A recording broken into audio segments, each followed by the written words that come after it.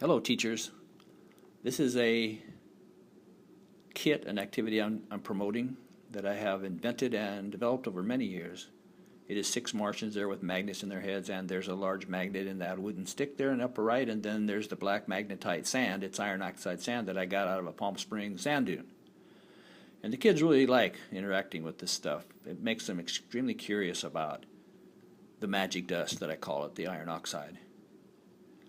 And so I put together, after they become interested, they really want to learn more, so I put together a story about how a young girl named Kira, and I have a lot of illustrations with it, how she and the Martians discovered that this magnetite, this iron oxide, helps plants grow everywhere, on the ground and in the ocean and lakes. And then scientists find out that they did that, and they end up putting iron around in the ocean. And here's Kira and the Martians. They become famous for attempting to save the planet from global warming. And so the kids work in groups while the kids can color or do other assignments.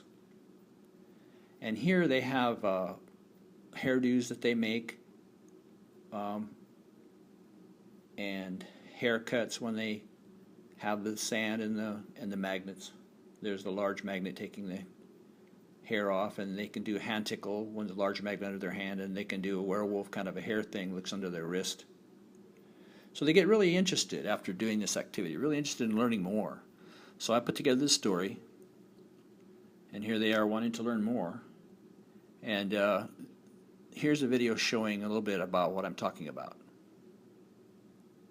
That is that students are either reading or collecting some sort of data and drawing conclusions and claims from that reading. And then they're sharing those claims by providing supportive evidence to their peers, either in oral form or written form.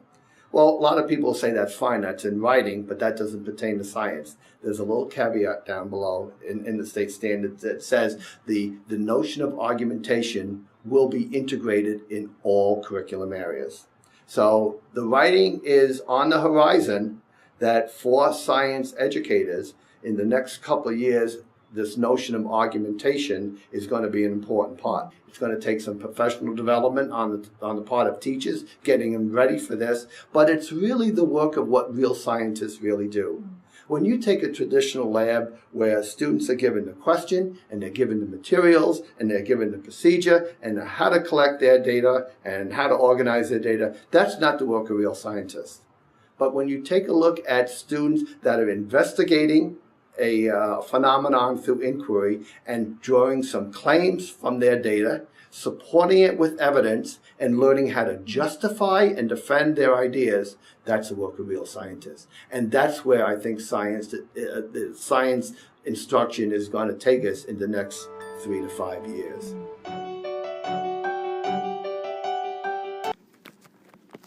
And so I have my story set in the desert southwest of the United States, and it puts the kids into a situation where they can take a position on a very current, important scientific debate that's going on right now, whether we can take iron oxide and use it to control global warming.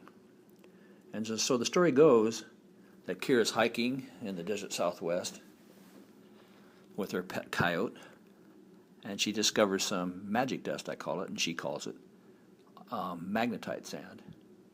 And here, while her pet coyote is doing a coyote concert, is where she discovers the magic dust. And so she takes the magic dust home to her garden, and she finds out that it helps her plants grow. And that's really the start of my story about how iron does. Iron is very important for plants, and animals too, of course. And with the help of iron, plants can make photosynthesis. There's a lot of science to it. And she finds out that when she sprinkles it around, even in the ocean and lakes and stuff, that it helps plants grow. And that's really the basis of the argument that I want the kids to think about, is that should she and the scientists and the Martians, should they use magnetite to spread around to try to promote plant growth on land and also algae blooms in the ocean? And so that is the story about how Kira and the Martians attempt to control climate change. And so here is a nice part of the story where they do, with the help of scientists, they do make an impact on global warming. And Kira not only saves the planet from global warming, but she saves the polar bears. And here's some information about how that works. Global warming. It's one of the defining issues of our time. It is the rise in the temperature of Earth's atmosphere and the ocean since the late 19th century due to the burning of fossil fuels and the increase in carbon dioxide concentrations in the atmosphere. In the 1930s, biologist Joseph Hart discovered desolate zones, which are areas of the ocean rich in nutrients but lacking in phytoplankton and other sea life. These zones supply little resistance to global warming due to the lack of photosynthesis. He suggested that these zones were simply iron deficient. Phytoplankton are diatoms, or microscopic plants which make up the base of the marine food chain. Phytoplankton, like terrestrial plants, use photosynthesis to absorb carbon dioxide and produce oxygen. Iron is the limiting nutrient for phytoplankton growth, and it is necessary for all photosynthesis. Since phytoplankton bloom especially well in areas of high iron concentration, biologist John Gribben suggested adding large amounts of soluble iron to the ocean's desolate zones as fertilizer. Relatively small amounts of iron can trigger large amounts of phytoplankton growth. Just 1 kilogram of soluble iron added to the ocean would increase the phytoplankton biomass by up to 100,000 kilograms and turn the ocean green for miles. In 1995, a team of American oceanographers added a half-ton of iron to a desolate zone in the South Pacific and observed a small area of phytoplankton absorb an additional 7,000 tons of carbon dioxide, the equivalent of over 2,000 fully grown redwood trees. An increase in the phytoplankton population could enhance primary productivity and reverse the effects of global warming due to the increased absorption of CO2. Side effects of a large-scale iron fertilization are unknown, though adding iron to a desolate ecosystem would be like adding water to a desert. The ecosystem could completely change, but we believe that this would be for the better. If large-scale iron fertilization is implemented, we can eliminate greenhouse gases and save our planet.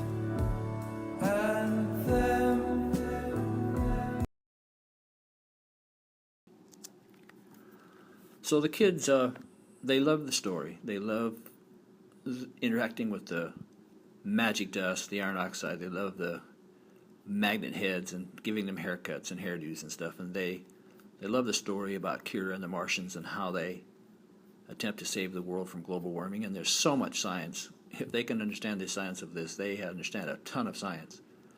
And thrown in with it is here, an example of someone trying to do something for the common good. And it turns out late in the story that we find out that Kira is actually Native American. So there's so many ways that this activity could be used for writing assignments, research assignments.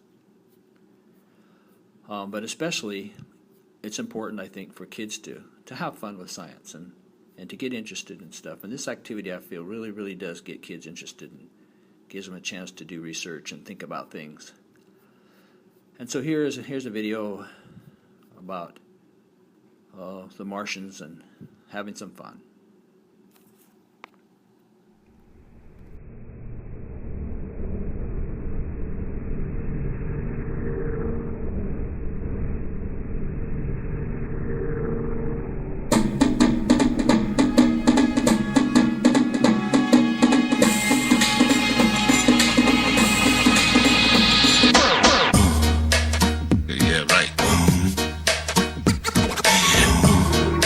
Crazy.